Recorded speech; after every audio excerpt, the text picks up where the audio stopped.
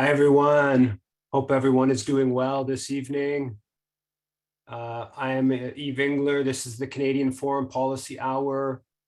I'm coming to you from Jojage, which has long been a meeting place of various First Nations, otherwise known as Montreal. We have a special guest this evening, so I'll get right to development so we have time for Dimitri to have a proper discussion and questions and all that kind of stuff with Dimitri Lascaris, who is our special guest this evening. So the following on from the Human Rights Watch report of a few days, about 10 days, 2 weeks ago, the UN expert panel on Congo released a report 3-4 days ago. There was an article about it in the Financial Times, a few other places. And they confirmed what we sort of already knew, which is that Rwanda is backing the M23, who've been sowing chaos in Eastern Congo for the past 16, 18 months. And of course, there's a longer history there. The report said that the Rwandans were backing the M23 to take control over mine sites. And we've known that big part of what's been going on in Congo is the pillaging of the vast resources in Eastern Congo. And in response to this report, Judy Rever, who wrote a very good book in 2018 about the killings by the RPF, by the Rwandan current government, the Paul Kagame-led government in the Congo and also in Rwanda, she showed a picture of Romeo Dallaire, and she said, General Romeo Dallaire next to Rwanda's James Kabarebe, who oversaw troops that stalked and slaughtered civilians in Zaire in 1966-97. He is now behind deadly Rwandan ops in Eastern Congo. How much longer will Canada fund Rwanda's army via the Dallaire Institute? This is aiding and abetting crimes. And so Romeo Dallaire, I'm not going to get into all of it, though it's fascinating history. The single biggest propaganda in Canadian foreign policy is the fact that there is a book called Le Patron de Dallaire Parle, The Boss of Dallaire Speaks, that is from a Jacques Roger Boubou, who is the head of the overall political mission, former Cameroon foreign minister, critical of Dallaire's role in Rwanda in 1993 and 94. And Dallaire has allied himself with Paul Kagame for decades. And his institute is currently getting Canadian government funding for projects in Rwanda, partly on child soldiers, even though Rwanda has been found to be using child soldiers in Congo. Honestly, it's a total scandal. It gets very little attention, far from as much attention as it deserves. Karababe moved his family to Canada a few years ago, his wife apparently living here. I should also say that Dallaire is going to be in Rwanda for this big festival in August. So this continues, right? This isn't just some historical thing. Dallaire doesn't know what Kagame has been doing in Eastern Congo. He's right there in continuing to ally, even as the big swath of the corporate media has sort of turned against Kagame for his crimes internally and externally. And the Canadian government, our great humanitarian Romeo Dallaire, continue with this. I should also point out, the head of the Raptors, the president of the Raptors, Masai Ujiri, he is somebody with his Giants for Africa who's become a tight ally with Kagame. And honestly, again, there's no politician with more African blood on his hands than Paul Kagame. And this idea that you're this Pan-Africanist, like the Raptors president is supposedly your Giants for Africa project, but you're deeply tied in with Kagame, is honestly completely, it's just utter ridiculousness. But it goes in our media climate. So yesterday here in Montreal, it was wild. Walking outside in the morning, the smoke, the smog that comes from the forest fires that have been burning for weeks now was just incredible. Apparently Montreal, the worst air anywhere in the world, and you could feel it, you could see it. You're supposed to stay indoors. I tried to keep the kids inside. Walking from the Bibliothèque Nationale, the library, into the metro, walking into the metro, and you could just feel this like smoggy stuff that was in the metro even. It's it's what we're going to get more of with forest fires, climate disturbances. There's all kinds of reports seen in recent days and weeks about the increased temperature within the oceans and the impacts. More and more climate disturbances, more and more health impacts from this.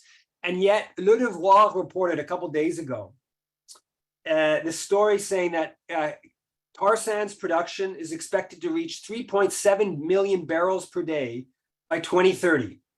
500,000 barrels per day more than today, and an increase of 140,000 in 2030 over what was forecasted last year. Okay, so they're getting bigger, right?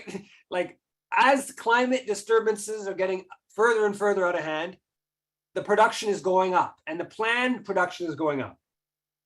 And it pointed out that capital expenditure in 2022 was highest since 2015. And capital expenditure is not about today; it's about further afield. They are planning on increasing production of this heavy, dirty, heavy carbon emitting fuel, greenhouse gas emitting fuel onwards. Okay.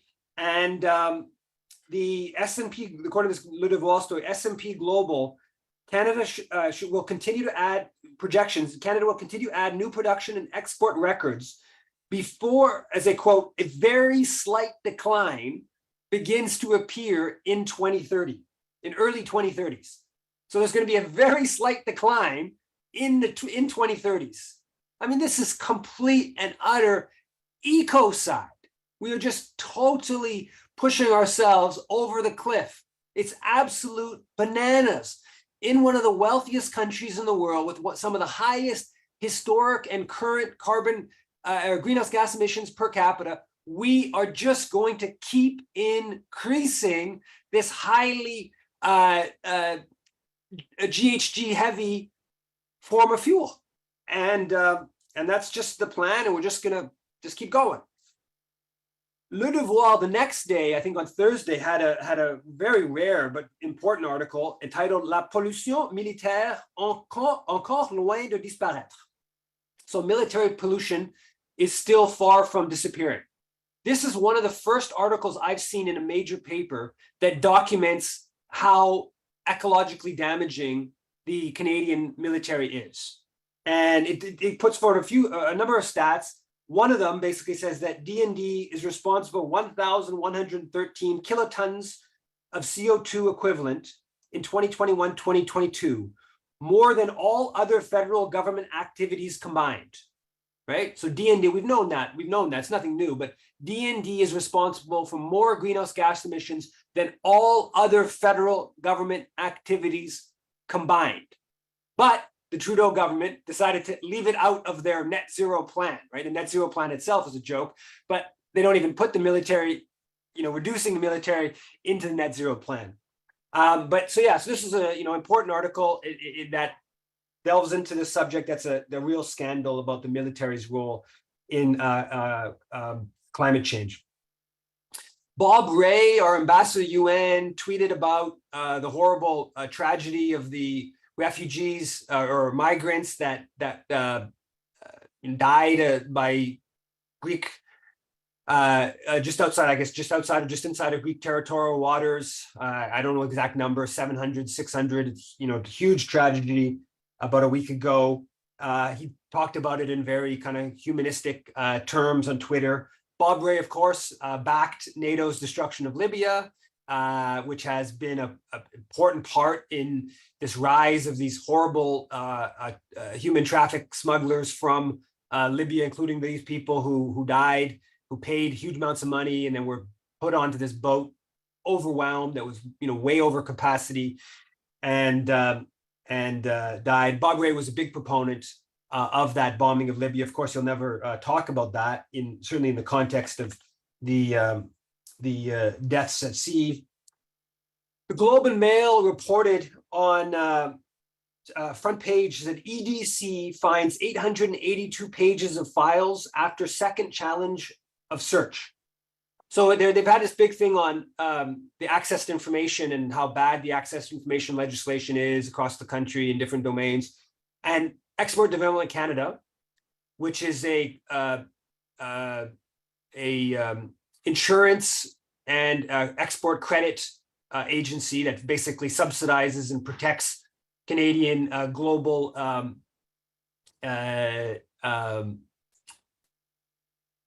business. It provides insurance for different deals, global deals. It's like $40 billion a year of different credits and loans and whatnot that it provides. It's a really important part of Canadian foreign policy that's under discussed. And the story talks about the infamous the Gupta plane and their financing of the Indian corrupt Indian South African Indian family that was funding the former president of South Africa. But in this story, they point out that EDC doesn't. It fulfills about 3% of its requests, access to information requests. So it's a total black hole of information. It's incredibly, and that's been going on for years, decades. It's been reports on EDC and how it's all totally secretive, and then they've claimed to do better. But it's an element of Canadian foreign policy that needs to be discussed, and also how secretive they are needs to be kind of pushed back against. A couple days ago, Canada sanctioned 3 gang members in Haiti and André Aped, which is very fascinating. André Aped was a key ally in the 2004, maybe the key ally in Canada, US, France's ouster of the elected president and thousands of elected officials in 2004. And he's a light-skinned guy of Middle Eastern descent. He's a sweatshop owner in Haiti. He was his operations were the prime subcontractor of Gildan, the Montreal-based Gildan Activewear, at the time of the coup. And Aped led up he headed the group of 184, which was the opposition civil society group of supposedly 184 groups from all different sectors of political life that came out against Aristide's government. Canada funded a whole bunch of these groups that were part of the 184. And they provided part of the, sort of protests and destabilization that helped legitimate the rebel attacks and then the foreign military intervention. And Aped was accused of funding Guy Philippe, the rebels. Guy Philippe himself actually went on radio and said that Aped had funded his rebels that came in from the Dominican Republic to destabilize the Aristide government. And right after he did that, the DEA from the US targeted Guy Philippe, basically stop talking and your drug running's okay. So targeting Aped is like a big fish, somebody who's been very tied into Canada. Aped is somebody who's also been continues to be very influential in Haiti. Right after Jovenel Moïse extended his mandate beyond February 7, 2021, Aped got this big gift from Moïse, 8,600 hectares of agricultural land to grow stevia for Coca-Cola, for their Coca-Cola's sugar-free, and a big investment to an agricultural export zone. So the targeting of Aped is like a real reversal of Canadian policy, which has been totally tied into the Aped family going back decades, really, and it speaks to a little bit of just sort of where now Haiti policy, they're all over the map. As I reported on last week, the Canadian government announced this big plan to assist the Haitian police via the Dominican Republic. They announced this, about $20 million, I believe, the new money they said they were going to devote to this. And then the next day, the Dominican came out and said, well, we didn't okay this. This is our territory. You can't use this as your base of operations for what you're doing in Haiti. And then 2 days ago, Mélanie Joly met with her Dominican counterpart to discuss this and reiterated that Canada is going to be using its embassy in the Dominican to fulfill this plan of helping the Haitian police. So it's all a little unclear what's going on here, but it clearly, the Canadian government is basically not backing down vis-a-vis the Dominican government, and it's a sort of continuation of this, what I actually increasingly think is actually very incompetent policy. Like I said last week, I don't think that's usually a criticism I make of Canadian foreign policy, that it's a question of incompetence, though there of course is incompetence all throughout. But in this case, it seems to be increasingly there's this sort of they don't know what the hell to do, and they don't want to back away from their pro-US, pro-core group imperial position. But it's also a total disaster, and it's a disaster that's not necessarily even good for a lot of Canadian corporate interests in Haiti, and they're sort of trying to react, and now even sanctioning some former top allies. A couple days ago, the Ottawa City Council opened up this sort of monument to Massa Amini, the Iranian who was killed, I guess, back in September, that instigated the whole protests we've seen over the past 8 or 9 months in Iran. And what to me was interesting about this was that Joel Harden, the Ontario MPP, the far left of the Ontario NDP, somebody actually stayed at his house, and somebody I know, very, very nice guy, politically, I think totally in the right direction. He showed up for this ceremony at what used to be the Iranian embassy in Ottawa. That's been closed now for more than a decade since the Harper government ended diplomatic relations. And I just thought, like, obviously there's lots of repression in Iran. Obviously, if forcing women to wear veils is something I disagree with.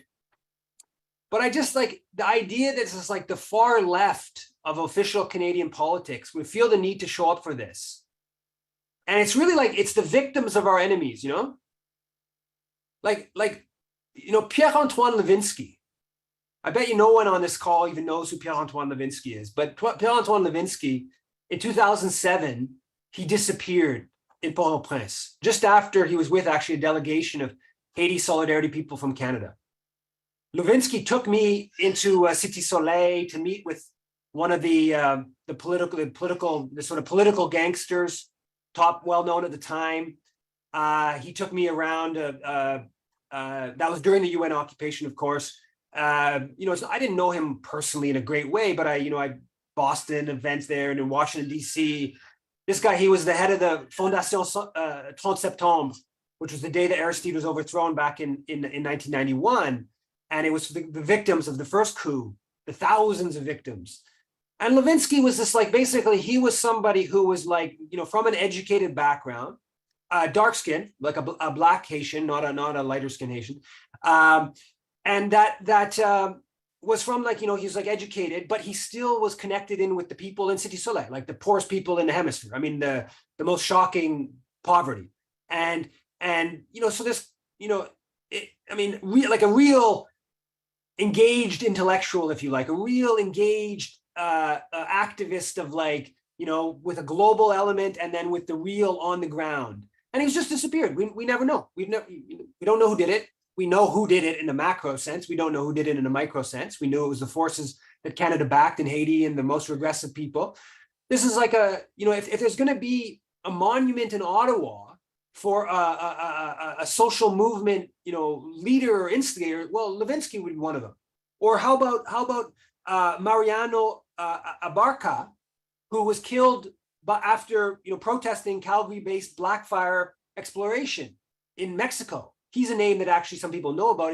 The campaign's been going on for 14 years, right? This is a victim of Canadian foreign policy, somewhat indirectly, but clearly of, the company was the player, right? The Canadian embassy was backing the company, and the security forces killed him. So I just to see how, like, even the far left of official politics, it's the opponents of the enemy regimes, right? That's who we get to celebrate.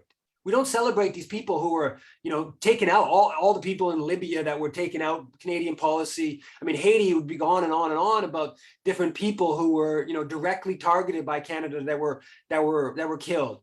There's no monuments for any of those people. And there's no, like, leftists who in official politics who are demanding the monuments for Pierre-Antoine Levinsky in Ottawa, or the other, great activists challenging Canada's imperialism. I should move through quickly because I want to give some proper time to Dimitri, but I just want to mention it was the 100th anniversary of the Chinese Exclusion Act. There was a big commemoration in Ottawa. But alongside that, we have a lot of this sort of like continued kind of, Chinese threat kind of dynamic. I think the Journal de Montréal published a story titled "Un sénateur veut récolter des fonds pour poursuivre des journalistes malhonnêtes." So a senator wants to raise funds to pursue, legally speaking, dishonest journalists. And a conservative appointed senator of Chinese background, basically at some community event, said that the community should start raising funds to push back against these campaigns where they just get accused of, whatever, of being Chinese agents and Chinese police stations and and start pushing back against that. Honestly, totally reasonable position, but they spin it as if it's all part of this sort of like they're going to target the upstanding journalists and it's all part of the pro-Beijing Chinese community, whatever, and kind of fits within the whole history of the Exclusion Act. And of course, we've discussed that issue a lot in recent sessions. So I want to make just there was Globe had a piece titled "Sanctions Urged Over Tibetan Schools." So now we have sanctions over Xinjiang and the Uyghur question. And now we're talking about more sanctions around Tibetan schools, and how Tibetan schools are like Canada's residential schools, and we need to start sanctioning China on that. And the American government, there's a big report published on Thursday or Friday, based upon a congressional committee or something like that, about basically a number of these different Chinese companies' apps, that one of them that sells like low-end clothing, like $5 or $6 tank tops, apparently it's very popular with the young Americans, and different kind of apparel and stuff like that, and talking about how they're basically abusing the American system, and it goes into different things. And what it got me going on thinking about is that, so all these sanctions that they've been bringing in against China, the claim is that it's a security issue, right? And so it's all basically all of high tech stuff can be argued as in some way or another having a national security element to it. Okay, now importing tank tops, it's hard to make the national security element on that, right? But now what they're saying is that, well, the cotton is coming from Xinjiang, and it's like slave cotton, right? And so now we're going to have to sanction this company, this online platform. I'm not exactly clear what this a couple of different companies are talking about. We're going to have to start blocking them because it's a human rights element. So it's a national security at the high tech end. It's a human rights question, and this is what we're going towards, and this is what the Tibet thing is about in Canada as well, right? You're going to move to provide the justification for more and more of this decoupling of the sanctioning of China, which who knows where it will all go. It could get really bad. And one thing with Narendra Modi's visit to Washington, I don't know if people followed that, but the Indian Prime Minister's visit to Washington, a big deal, and all about how the Americans were giving all kinds of good deals to the Indians to turn India against China, was essentially the essence of the whole thing. And it's amazing in all this is that, like, you know, we're talking about the mistreatment, China's mistreatment of Muslims in Xinjiang, which is like, even if you believe the worst of what's being accused, it's quite marginal. It's a fairly small number of people. It's quite marginal to Chinese politics.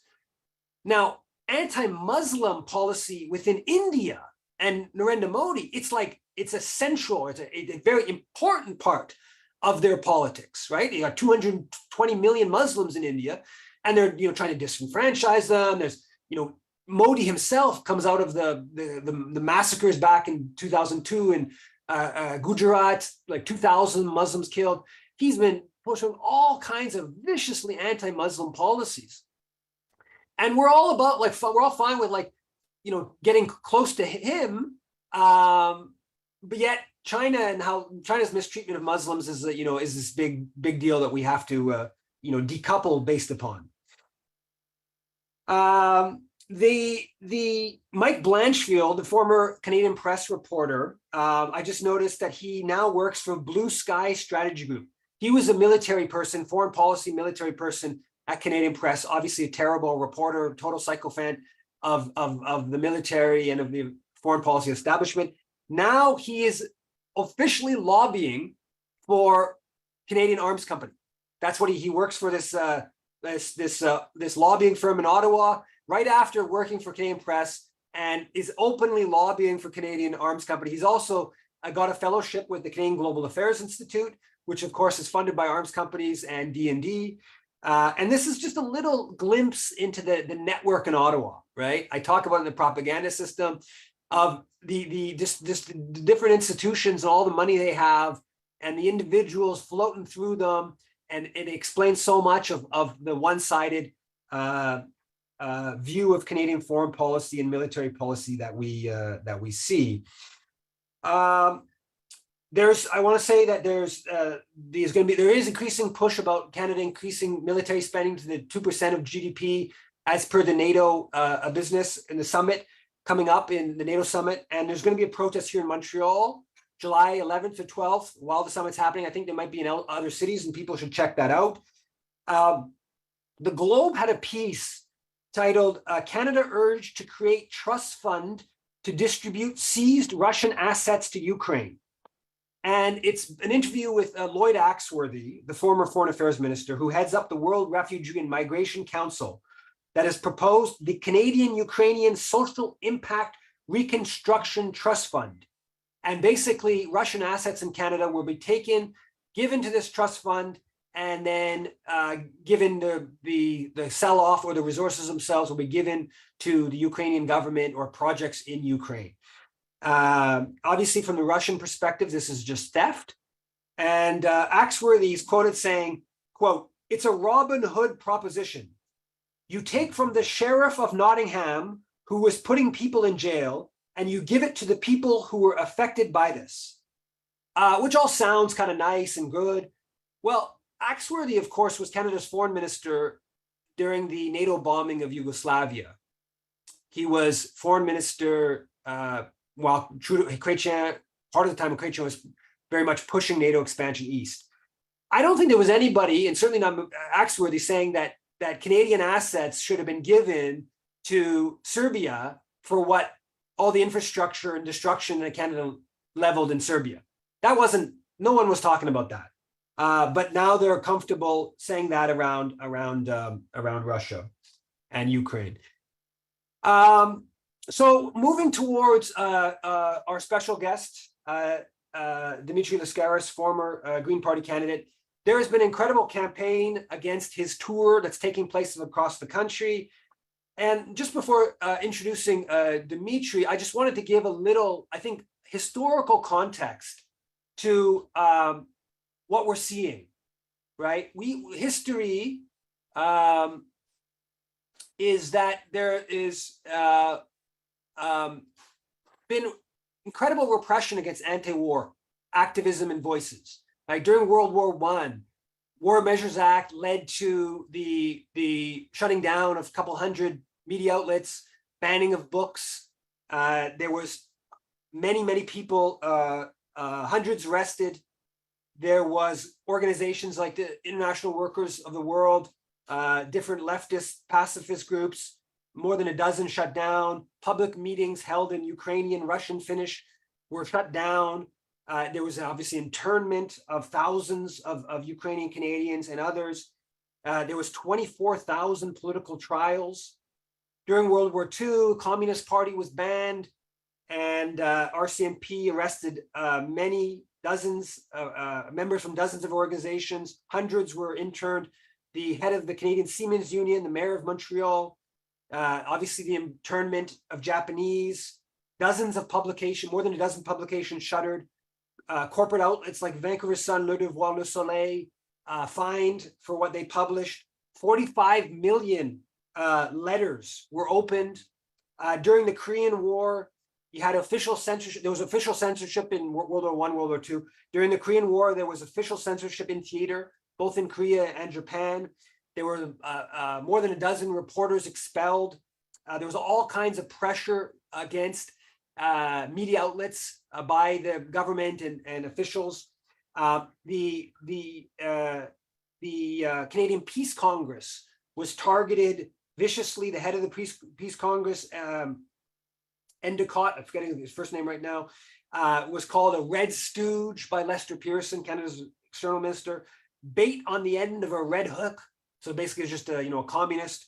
They attacked Peace Congress meetings. The government denounced Peace Congress, and Peace Congress wasn't able to host meetings. And ultimately, Peace Congress meeting at Endicott's home was firebombed. And this is what this type of, I mean, I'm not saying what's happening to Dimitri's tour is exactly on par with this, but I would say that, if you look at Libya, 2011, Afghanistan, there was all kinds of very repressive things that happened. And we can get into a whole discussion of how the media was manipulated, but there wasn't that level of attacks against anti-war activism that we're seeing today. And I really believe that we're seeing something distinct from what I can remember over the past 20 years of witnessing in terms of how repressive it is against, I'm not sure, maybe about early 90s with the first Iraq war.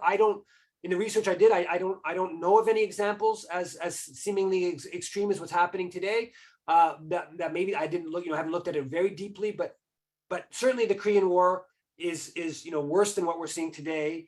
But what we're seeing today, I think, kind of harkens back to a different time of suppression of anti-war activism.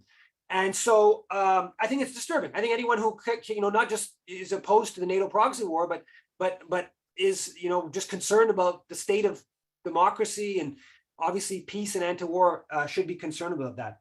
And so I thought I'd have Dimitri on to discuss it. Now, unfortunately, I'm not able to find Dimitri in my list of oh, there I go. I got him. Go ahead.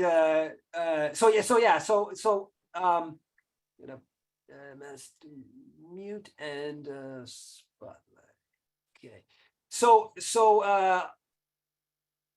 I think you should be able to unmute yourself now, Dimitri. So first of all, thanks a lot for coming on. I know you're out west, and I think you have an event this evening. But I guess the first thing I just ask is just maybe a bit of a summary of the tour, and then just a quick overview of some of what's happened. Sure. Can you hear me well now? Okay. Yeah. Thanks for having me on, Yves. So the tour was conceived by I think Hamilton Coalition to Stop the War and other peace groups in the Canada-wide Peace and Justice Initiative, and they approached me after I completed a 1-month trip to Russia in April, which I took on my own initiative. There was no welcoming committee. It was entirely at my own expense. And I agreed to do the tour, and we ended up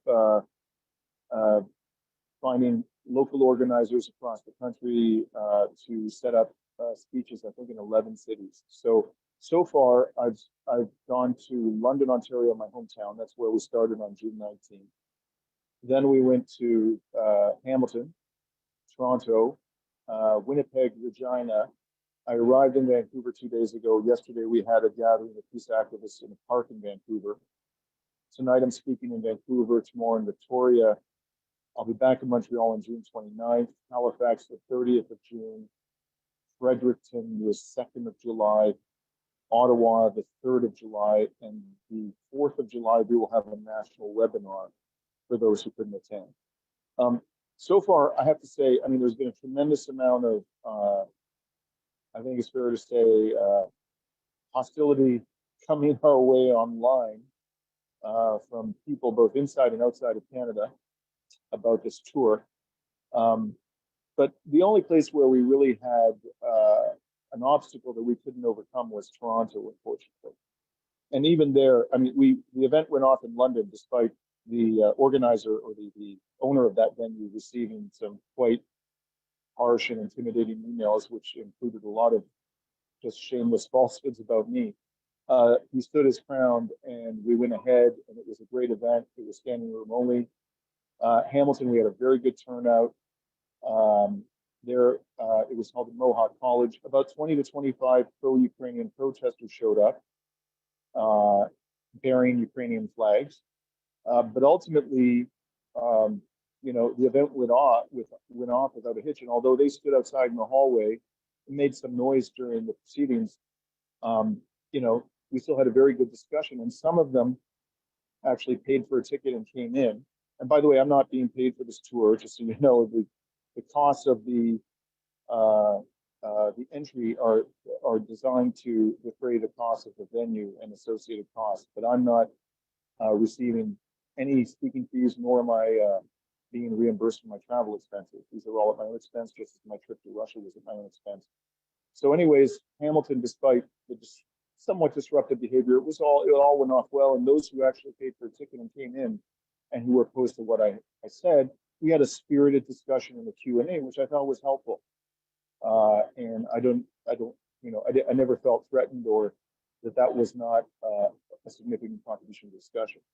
I get to Toronto, and we thought that this was going to be held at the Ontario Public Service Employees Union on Wellesley, and we all believed that they were going to stand their ground. They were coming under pressure, and we knew that for several days. And then several hours beforehand, they canceled on us, citing security concerns. Now, it is since I've gained a lot more information about what actually happened within the past 24 hours, and we can come back to that. But I just want to complete my summary. So even though they canceled on the last minute and we weren't able to find another venue on such short notice, we sent out an email. We told people the venue had been canceled. Nonetheless, I went to the venue and stood at the entrance with some of the organizers because we knew that some people were not going to get the email. And about 25 people ended up showing up anyways because they hadn't received the email. So we went to the patio of a pub right next door to the OPSU building, and I made a presentation on the pub patio to these people, and that was a very good discussion. Then I went to Winnipeg. That was the most remarkable experience I've had in terms of, just seeing local organizers, how determined they could be. Under pressure, the first venue canceled the day before I was supposed to speak. They got a second venue. That venue canceled after it came under pressure on the second day, the scheduled day of my speech. And then about 3 or 4 hours beforehand, they secured a third venue. And so we ultimately were able to hold the event. And I think somewhere in the range of 70 people showed up despite all of these shenanigans. And then I came out to Vancouver, and I said, as I mentioned, we had a really good discussion out in the park yesterday. There were no disruptions. About 40 people showed up, and that was an invitation-only event. And tonight I'll be speaking in Vancouver. So that's a summary of where we are. And so far, I have to tell you, Yves, I think, given in light of the efforts that were made to disrupt it, I'm very encouraged by the number of people who've come out and the caliber of the discussion. But there's no doubt, I think it's fair to say, there's no doubt that, these efforts to silence us are having an impact. And I'm quite astonished at how far people are willing to go to silence people who are just interested in having a discussion about peace. Well, that's what I find fascinating online. On Twitter, there's lots of people who are saying they're not saying express your concerns. They're saying, email them to shut the event down, and they're bold about it. They're open about it. They're boasting about it. They boast about, hey, we got a big success in Toronto, and now we should use this success to pressure other venues to shut down. It is an open campaign to shut down a anti-war speaking tour. You can say it's a pro-Russia anti-war speaking tour, but it is, so it's an open campaign to do that, which I find pretty remarkable how bold people are in that. And I think that it's obviously coordinated as well. There's elements that are, I think, uncoordinated, but I think there's probably elements we're not seeing on Twitter or Facebook. I don't know whether it's the Ukrainian Canadian Congress that are sharing emails privately. I strongly assume that's happening. We also are seeing just also, I think that element that I think you touched on, but it's also really important for people to understand, this is all volunteer organized stuff, right? And I know I saw people like beforehand, the whole like ticketing, that's not something that is the standard practice at left-wing events, because we want everyone to come. We don't want to, the point is not to charge us to get people there. Maybe you pass the hat, maybe not, but you want as many people to come, but you have to start bringing in these things to avoid the ability of the other side to like cause, the chaos. And I know that even like Victoria, you were saying that they figured out a way of messing up the Eventbrite by registering tons of people as a way to basically take all the tickets and then, but so yeah, all these sort of different tactics and that kind of opening. So I want you to mention, speak a little bit about maybe the Ukrainian Canadian Congress or who you think who's doing this, but also Marcus Kolga and this guy at the Macdonald-Laurier Institute, who is this big so-called disinformation expert, who's like his disinformation things funded by the American government, but is very comfortable to run around saying like Canadians shouldn't hear, and I'm sure they accuse you of being Russian paid. And now it looks in the chat, I'm seeing some people saying, you're Russia paid, and then you say, well, actually, I paid to do this trip myself. And oh, he's privileged. He has the money to do it. He has the money to do it himself. Oh, he can't listen to him because he's privileged now. It's like, anyway. So yeah, go ahead with the. Yeah. So yeah, I am privileged. You're right. I was born in a family of poor Greek immigrants who didn't have a month of high school education, and they came to this country in the 50s because they had no economic opportunities. But I was raised in this country.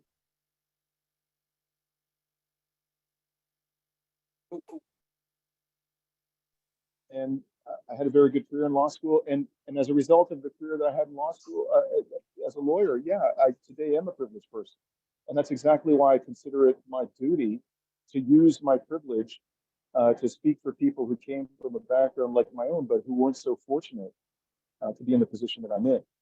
And so I don't take any money. I don't even solicit donations on my website. I've never taken a dime for any of my speaking, any of my activism, any of my journalism, whether related to Russia or Ukraine, not a goddamn dime, because I'm fortunate to be in that position. And I wish that more people who were in my position would do that. And frankly, there's just not that many. Marcus Kolga, on the other hand, as you mentioned, Yves, who works for the right-wing neoconservative Macdonald-Laurier Institute, is effectively paid to smear people like you and me, paid to promote the agenda of the military-industrial complex, paid to promote Eastern European nationalism. I believe he himself is an Estonian-Canadian ultra-nationalist. That's, as far as I can tell, that's exactly what he is.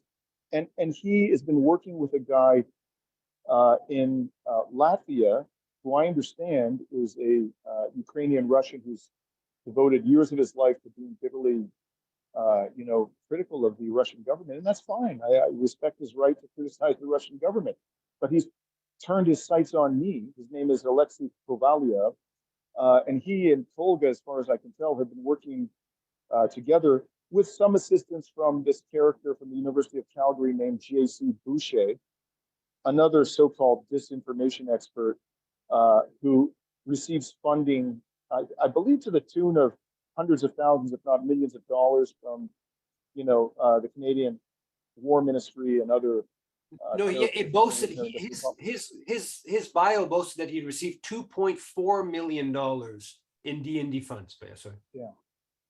Thank you for reminding me. It's a large sum of money, and that's what we know about. Who knows how much funding he may have received from directly or indirectly from the military industrial complex to do his so-called disinformation research. And these guys have been putting out emails. I found since June 1st. It was around that time that I announced this tour. There have been dozens and dozens and dozens of emails put out by these characters in which they are urging people to shut us down and to they're giving them instructions on how to do it. So you mentioned Victoria. This guy in Latvia, Kovalia, told people to go on the Eventbrite registration. I don't believe they're charging any fees in Victoria, and reserve like 10, 15, 20 tickets and not show up.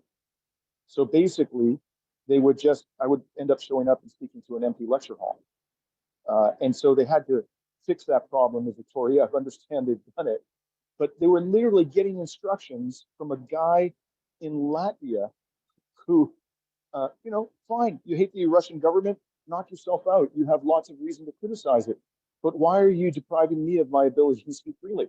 I have never, ever argued that somebody who criticizes the Russian government, supports NATO policy towards this war, this heinous war, which is imperiling the future of our children, should be deprived of the right to speak freely. Never.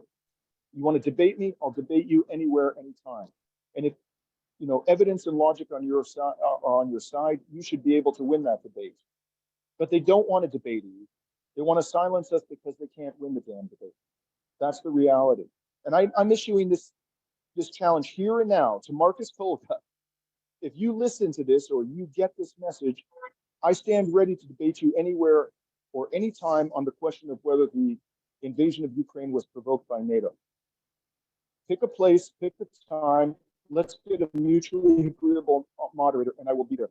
I guarantee you, I would be shocked if that man will accept that offer, because ultimately they can't win this debate. And this is where we are today, where the anti-war movement is being shut down. And the last thing I want to say, because I'm sick and tired of seeing this criticism, they say that you and I go and we disrupt people who are publicly speaking about things, promoting policies which we think are offensive and imperialist and harming innocent people.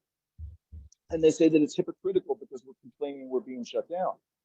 Well, let's be very clear here. There's a whole difference between showing up and, and expressing your view for a few minutes and then being told to leave the premises, and then some powerful, influential person gets to finish his or her speech, and then depriving somebody of a venue altogether. First of all, I've never done that. I get to, express my opinion in these disruptions for maybe 30 seconds, and then I'm led out the door by beefy security guards, and then the speech continues. I've never deplatformed anybody.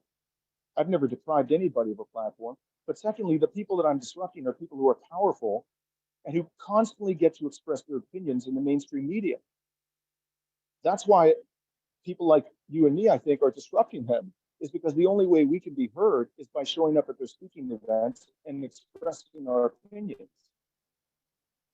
They get all the opportunity in the world to say what they want to say in the mainstream media. Nobody deplatforms them. They don't get marginalized by the mainstream media. It's the only way that we can get through to the public. If I was given the opportunity, I'm invited on all sorts of media platforms outside of the West to express my views. But if the mainstream media was giving me a comparable opportunity, I wouldn't have to show up at, Bob Ray's speeches and Melanie Joly's speeches and Pierre Trudeau's speeches to blow off steam and express my view. The reason why we have to do that is because we have no other way to reach the Canadian public other than these personal meetings and these disruptions. They, however, the people who are promoting an imperialist and incredibly destructive agenda that's ruining the planet and imperiling the future of our children, they get to speak nonstop without a single critical, intelligent question being put to them by the so-called journalists in the Canadian mainstream media.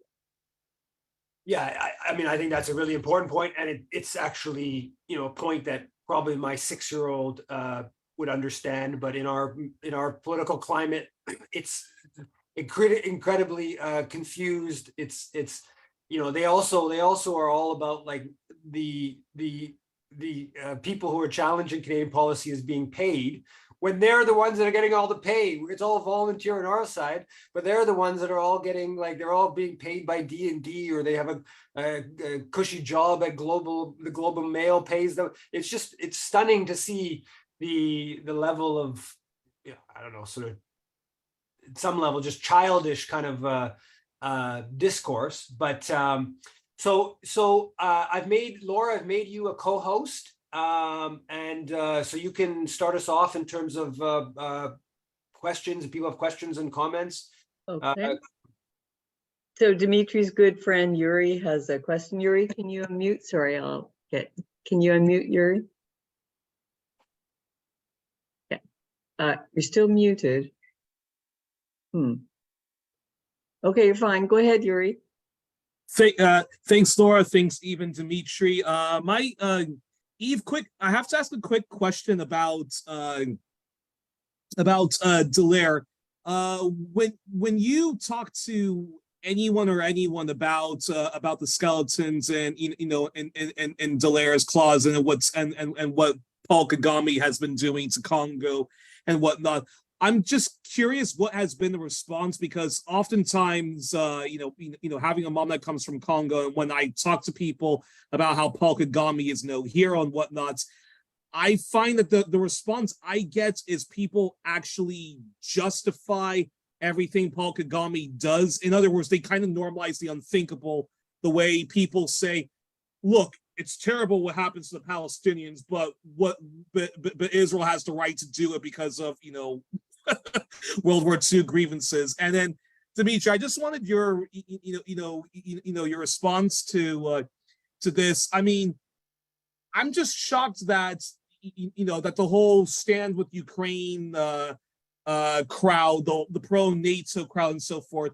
they have literally the entire media supporting their cause. They have the entire music industry, the entire entertainment industry.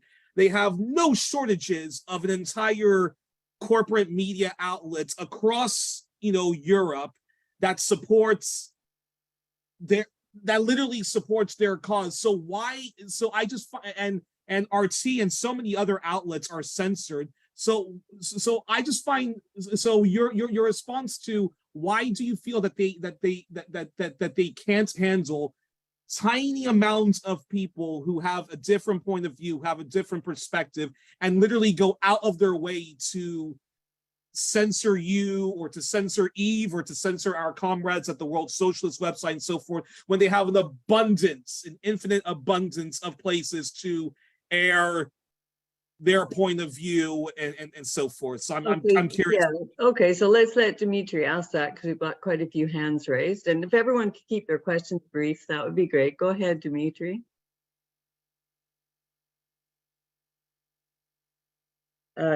Dimitri, you're muted. Sorry, just so you know, I think somebody on your end needs to unmute me, and then I can. Oh, sorry. Okay, sorry. Okay, That's you're okay. unmuted now. Sorry. Yeah. So, great question, Yuri. Good to see you. Look, it's very simple. As soon as their House of Cards narrative comes into contact with reality, it comes crashing down, because the evidence is so overwhelming in opposition to their narrative. I'm going to give you one quick example. Very simple example. They claim that, our assertion that the West and the United States government in particular orchestrated a coup in 2014 in Ukraine is a Putin talking point. Well, we have a recording. We have a recording in which a State Department official, Victoria Nuland, prior to the overthrow of a democratically elected Ukrainian president, Viktor Yanukovych, a few weeks before his overthrow in 2014, she tells the ambassador of the United States to Ukraine who the next prime minister is going to be in Ukraine. She just tells him straight up. And when she's told by the ambassador, the former ambassador, that the EU objects to this person and wants Valery Klitschko to be the prime minister, she says, "Fuck the EU," if you'll excuse my language. I mean, this is ridiculous. George Friedman, the head of Stratfor, a geopolitical consulting firm that is closely allied with the U.S. government, a few months later said that this was the most blatant coup in history. The most blatant coup in history from the head of Stratfor. And we're supposed to believe there was no coup whatsoever. I mean, so this is the reason why they're trying to shut us down. It's not even, you know, you could be a second-rate debater with only a passing familiarity with the historical evidence, and you could kick the crap out of Marcus Folga in the debate because what they have to say is so contrary to the historical evidence. That's why they're trying to shut us down. I'll just say very briefly on Dallaire, just as an example. So Judy Rever has a great book about Congo, right? Judy Rever is a Montreal author. She doesn't touch Dallaire in her book. It was published by Penguin Canada. I wrote this article about it at the time. The only reason it was published by Penguin Canada, got tons of media attention, is because of Dallaire and Canada's association with Rwanda, right? It's all part of this like Canada mythology, whatever. But and she's, you know, very good book, all kinds of evidence about the RPF doing, but she doesn't challenge the Dallaire question because it wouldn't have been published if she would have challenged the Dallaire question, right? So it just gives you I think like Dallaire has been left out. There's no room for any criticism of Dallaire. Like I said, there's a book by his boss on the UN mission I did a thing in my book Propaganda System where I looked into it, and it was mentioned 3 times. Dallaire's book about his role in Rwanda is like more than, I forget the numbers, but like 10,000 times in a Canadian newsstand search. Jacques Roger Boubou, the Cameroon foreign minister's book, is mentioned 3 times. Only 1 time what you say is like an actual assessment of what he was accusing Dallaire of. So it's just the deep mythology, and Dallaire gets away with it. No, there's no one, you know, like no one willing to. He's just a saint, and you know, he backed very clearly and continues to back the individual with the most African blood on his hands, Paul Kagame. That's just, the facts are overwhelming, but you're not really allowed to sort of challenge the Dallaire myth. Okay, so actually I'm up next, and I was just going to ask you, Dimitri, if you can give us a flavor of the Q&A in your sessions. Like, what are some of the key questions that key concerns that people have that keep coming up and again in the discussions?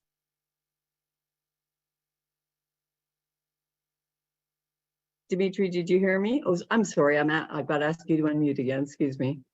Okay, sorry, I've unmuted you now, Dimitri. And yet you're still muted. You know, okay. Go ahead. Can you hear me? Yes. Okay, sorry about that. Number 1 question I've gotten is, what do we do next? You know, people are very, very concerned. I think there are far more people in our country and Western society generally who understand that we are living through the most dangerous moment in human history than we are led to believe by the mainstream media. There's a tremendous amount of alarm up there, and people are feeling, my sense is that people are feeling a lot of powerlessness about this situation. They kind of feel like they're being let off a cliff and there's no way to stop it. And I'm here to tell you that I guess the best way I can answer that question is by recounting, and this is one thing that I talk about in my presentation, an excerpt from the memoir of Henry Kissinger, which Chris Hedges likes to talk about. That's how I found out about this. And in that memoir, Kissinger recounts how he and Nixon were looking out on the Washington Mall at the height of the protest against the Vietnam War. They had surrounded the White House with empty buses, using them as barricades. And people were trying to climb over the barricades. And Nixon looks at Kissinger and says, "Henry, they're coming to get us." And at that moment, it seems to have dawned upon Nixon that he had to bring an end to the war. As Chris Hedges has said far more eloquently than I could possibly ever say, unless and until the people in power, the warmongers and the people who are driving us off the cliff, have the fear of God in their hearts because the people demand peace and justice, and we are literally climbing over the barricades, I'm afraid that we won't see a change in the current policy, which is very likely going to lead to a disaster for us all. We need to get out in the streets. We can no longer be a silent majority. We have to be a very vocal majority, of course, a peaceful majority, but a majority that demands to be heard. And then we can finally bring an end to this agenda of war, which is going to lead to the ultimate calamity. Yes, exactly. Okay, Evelyn's up next. Evelyn, you're unmuted. Okay. First, I would like to know if friendship between quote Russians and Canadians might help. And second, if yes, is there a way to achieve this?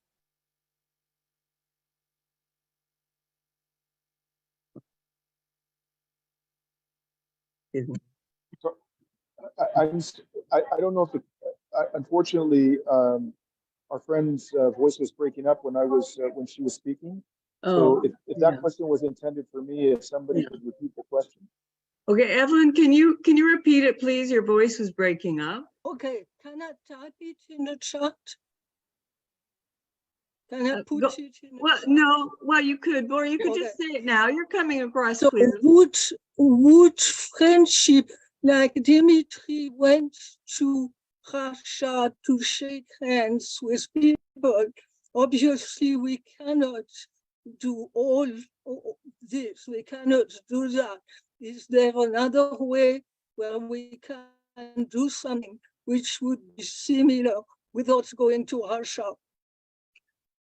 Oh, okay. So I don't know if you Yeah, heard, okay. did you hear that? Okay. Go Yes, ahead, I did. Dimitri. Yes.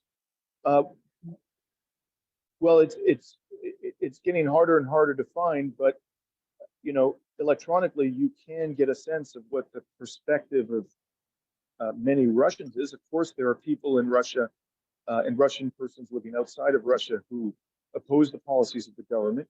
But by all accounts, by all reasonable accounts, the vast majority of the people within Russia currently support the government's policies, and at least with respect to this particular conflict. And I think that what we should be doing is, and you can find it if you look online, is sharing their perspective, not necessarily because you agree with it, but because it is a perspective that has to be taken into account if we're going to solve this war peacefully. We cannot solve this war peacefully without hearing what the other side has to say and having a dialogue. I do believe it's possible to facilitate that dialogue without, it's more challenging, but you can do it without actually going to Russia, which obviously very few people in our position do right now. And just again, just for example, pointing out there was a commitment made not to expand NATO eastward. That commitment was violated. There was a coup in 2014. The evidence to support it is available even in the mainstream media. There is a very serious issue with neo-Nazism in the Ukrainian military and security services. Plenty of evidence in the mainstream media online to support that. And this evidence needs to be presented to the public here in the West in order for us to understand that there are some serious and legitimate issues which have to be talked about. This is not a black and white conflict. It's much more complex than we're being led to believe. Okay, and just before we go on, Yves and Dimitri, are you okay? We're over time now, but is it okay because we have a number of questions, hands raised? Can we take some more questions? Yeah, I would say if we could try it for 7:15, 7:20, if that's okay with Dimitri. Okay. Okay, great. Richard, go ahead, please. Yes, thank you, Laura. I'll be brief. Dimitri, we have the same situation in this country that you do, obviously. Our mainstream media, even the written press, there's never editorials against the war or any discussions about it. Jeffrey Sachs has tried to get a piece in the New York Times. They wouldn't even take his piece either. And of course, we have both parties are totally for it. There's no dissent at all. And the bottom line is this: the hatred of Putin is so deep and so vicious. You know what I'm saying? And obviously, we don't have street people in the street now.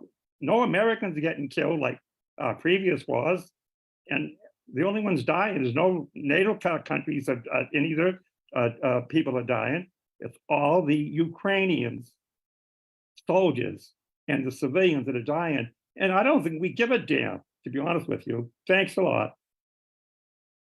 Thank you. I mean, I agree with all of that. I mean, look, you know, I think Western powers, particularly the U.S. government, learned a very painful lesson in the Vietnam War, and that is if Americans saw large numbers of American soldiers coming home in body bags, they would put an end to a war real quick. So they came up with this nefarious scheme. How do we wage war without incurring on our side very significant casualties. One of the ways that they do that, and my government here in Canada is totally complicit in all of this. This is about all Western governments at this stage. We started, mastering the art of destroying countries, particularly vulnerable countries with no air defenses, using standoff weapons. We did that in Afghanistan. We did it in Libya. We did it in Somalia. And so they minimize the casualties of their own soldiers while inflicting maximum casualties not only on military personnel, but also on civilians in these poor countries. And the other way they did it was to find proxies to fight their wars for them. In the case they couldn't do it by simply using standoff weapons, they needed to wage a land war. They found a proxy. And this is exactly, you're totally right, this is exactly what's happening in Ukraine. Our governments could not give a damn about the Ukrainian soldiers who are dying in the battlefield. And they are even openly boasting about the fact that they're inflicting pain upon Russia while using Ukrainians to do it. And it's disgusting. It's absolutely disgusting. We need to bring an end to this precisely because the lives of Ukrainian soldiers are worth every bit as much as the lives of our own soldiers. We need to bring an end to this now. Thanks, Dimitri. Okay, Elizabeth Ecker, do you want to go ahead, please? Yeah. What would you consider a possible conclusion to the conflict? What would you consider is actually possible to happen? No? And that is actually a very important question as well, which has arisen quite often in my speeches thus far. I think, look, I'm not a mind reader, so I'm going to answer your question by giving you my sense as a lawyer who's been involved in dispute resolution for decades of how I interpret the statements I'm hearing coming from the Russian government. What I think the Russian government wants first and foremost is a new security architecture in Europe. So it wants a neutral Ukraine. It wants Ukraine to be neutral in the same way that Austria was neutral, Switzerland was neutral, Finland and Sweden. These countries managed to be prosperous and secure for decades. It is perfectly happy for Ukraine not to be pro-Russian, but to be neutral. I believe that to be the case. The second thing it wants at this stage is territorial concessions. And that's a very difficult issue, obviously. My suggestion for how we deal with that, because there are legitimate criticisms and questions about these referenda that were held in southeastern Ukraine and Crimea, is that we have internationally supervised plebiscites on terms that are agreed to by both the Ukrainian and Russian governments, and that we allow the peoples living in these regions to decide for themselves. There's something in international law called the right to self-determination. It's a human right. And the people living in these regions have the right to determine their own future.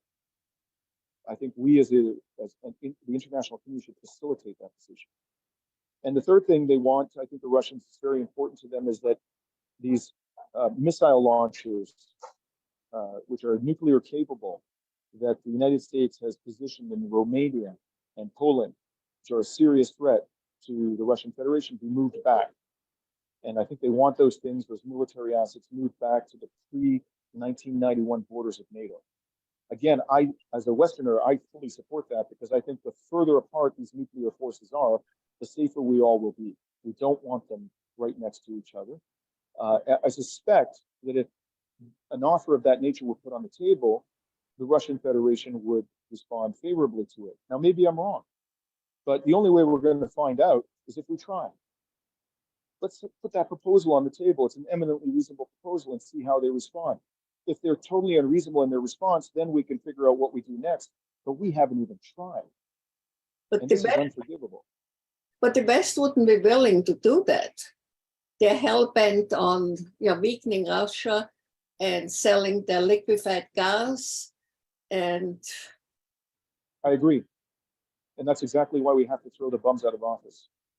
These people in the West are now so politically invested in total victory that I regret to say, and I hope to God that I'm wrong about this, that they're not willing to have that conversation with the Russian government. Okay, that means we need to replace that. Okay, so now there's a question that typed in, and I'm just going to read it by Noah because he doesn't have a mic. So Dimitri, he wants to know, what is it like outside the venues where you're speaking? He knows that some of them had picketers and people videoing and all sorts of things. Have you had that? And I know also on that, Medea Benjamin actually had some violence at one of her demonstrations here in the US. What is it like outside the venues where you're going to? Well, of the 6 speeches I've spoken to thus far, there's been no picketing, no protests whatsoever. At 4 of them, I'm sorry, at 4 of the 6. There was a protest and picketing, as I mentioned, in Hamilton, but I didn't see any violence or threats of violence. It was just, robust disruption. And I have no objection to that. And then there was the one time I saw something which really kind of made me feel creepy was there was a fellow who showed up in Toronto, when we were outside greeting people who had not received the email about the cancellation. He was videotaping everybody who was showing up. And I later found out, and I'm willing to mention his name because he went public, that this is a character by the name of Kevin Metcalf,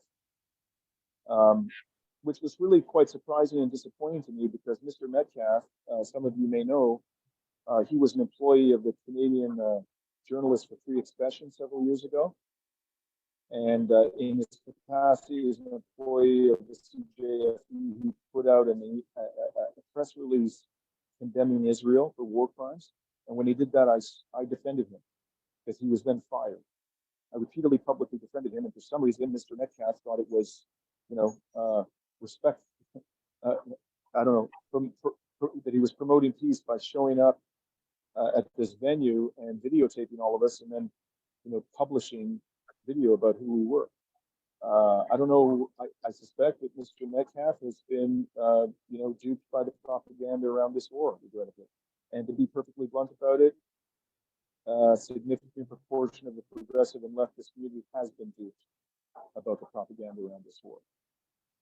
I just want to add very quickly on that. I think we have to be honest with ourselves that a substantive segment of those who are trying to shut this tour down are actually, they self-identify as being on the left. I don't think that's the majority. I think it is majority coming from sort of openly DND funded, whatever forces. But there are a number of self-described leftist Twitter accounts, for instance, who are totally happy and are boasting. They're saying this is just like what has been done with trans rights kind of protest movements and trying to shut down, like TERFs and all this kind of stuff. So there is a chunk of left liberal world that is totally into this kind of sort of suppression. Yeah, and very true. Yves, I want to just add one thing about that. And it's my advice to everybody on this call who's confronted by a self-professed progressive or leftist who supports sending weapons to Ukraine. Ask that person this when they're debating with you. Do you support sending weapons to the Palestinian people? Yeah. Straight up. Exactly. I would be shocked if any of them says yes, any of them. And then ask them to explain how they justify not supporting, not calling for the delivery of weapons to Palestinians while they not only demand that we send weapons to Ukrainians, but they try to shut down anybody who criticizes that policy. Yeah, great answer. Okay, and finally, Nadia, can you? Yes, first of all, I admire your courage, both Yves and Dimitri. It's unbelievable how courageous you are. And I just wanted to know, how is it possible that we now live in a polarized world where we pay lip service to freedom of speech, but we don't allow the other guy, the opposite view? Is it one point of view that we have, Orwell's world, where there's only one official point of view and the rest I'm appalled by what's happening. Okay, yeah, I think we'd all agree with that. I just want to get your judgment call on this, Yves and Dimitri. So we have one last person with their hand up. The only thing is they didn't put their name in it. All they have written is Russia is a terrorist state. So I'll let it be a judgment call for you two. Do you think we should let them ask their question, or? I'm fine with that. Go ahead. I mean, okay, all right. So I'm gonna, all right, be prepared, Dimitri. Okay, go ahead, whoever you are. I don't know why you didn't have the decency to put your name in. Hi. Go ahead. Hello? Hello, can you hear me? Yeah. we hear you. Amazing. My name is Bogdan, and I'm Ukrainian. I actually lived in Ukraine for almost all my life, and I travel all around Ukraine a lot. And I travel all around Russia, and I speak Russian and Ukrainian, obviously. And the only time I saw fascist nationalists in Ukraine, it was only on TV, on the Russian state TV. I never saw them in Ukraine while I lived there. On the other hand, I have my family who are on the front line is fighting against Russians. And I have one of my family member died 2 weeks ago, protecting my country. And the reason why I'm here in Canada, because Russia attacked Ukraine, because I cannot bring my kid back to Ukraine. So my question is, why wouldn't you ask Ukrainian soldiers who are on front line, do they need their support or not? Do they need the NATO support or not? I'm happy to answer gentleman's question. Thank you for the question. Yves, did you want to say something first? No, go ahead. Okay. So first of all, sir, I'm very sorry to hear that you lost a family member in this war. And this is precisely why I think we need to bring it to an end. Because there are literally thousands upon thousands of Ukrainian men and some civilians who are dying in this war. And that's really what my ultimate priority is to bring an end to the war. I don't want there to be a winner and a loser, because I think if we demand that there be a winner or a loser, whoever side you're on, Ukraine is going to end up destroyed. That's the inevitable outcome of demanding total victory. So please be assured, sir, that I have as much compassion as I could possibly find the words to express for the people who are dying in this conflict, and nothing I want more than for the killing to stop. In terms of your question about Nazism, I mean, I'll only refer you to one fact. I can't speak to your own personal experience, but there's one thing that's universally acknowledged by the mainstream media, as far as I can tell, and that is that in late 2018, the Ukrainian parliament declared a national holiday in favor of Stepan Bandera. And the historical record is absolutely clear that Stepan Bandera was a Nazi collaborator, an anti-Semite, and that the organization he co-founded, the OUN, committed the massacre of tens of thousands of Poles, Jews, and Russians. And I would ask you to consider, how seriously can we take this claim that there isn't a neo-Nazi problem in Ukraine when the Ukrainian parliament itself has declared a national holiday for Stepan Bandera, and even went further and made it a criminal offense. This too has been widely reported in the Western media. It made it a criminal offense for somebody to deny that Bandera and his supporters were heroes. It sounds to me that that's a pretty serious issue that we as Canadians should be concerned about. Yeah, and Dimitri, do you think if the US and UK had not intervened last April and stopped the peace negotiations, which apparently had gone well, and we actually have the document now, that perhaps people like, unfortunately, our questioner's family member might not have been killed? I couldn't agree more with the idea that we were, the suggestion that we were very close to peace by all accounts. I mean, obviously I wasn't there, but based on the information available, including statements by former Israeli Prime Minister Naftali Bennett, who did apparently have some kind of a mediation role in those negotiations, the parties were very close to a deal. And as I understand it, it wouldn't have involved the secession of any territories in these 4 oblasts in southeastern Ukraine. I understand that they were going to punt on the issue of Crimea, and the core issue in those negotiations was NATO membership for Ukraine. And the Ukrainian government wisely was prepared to give that up, which would have simply respected the promise that NATO members made. And the reports are that the British Prime Minister at the time, Boris Johnson, probably with the support of the American government, went over to Ukraine. This was reported in the Ukrainian media, and at the critical moment told Volodymyr Zelensky that the US and UK would not support any peace deal along those lines, and that if he didn't do the peace deal, they would arm Ukraine to the teeth so that it would be enabled to defeat the Russian military. So there almost was a peace deal, Those are the evidence available to us tells us that our own government sabotaged it. And now the Ukrainian people are faced with a situation where they would have to accept much worse terms in order to bring an end to the savagery. That's unforgivable. Our governments are responsible for that.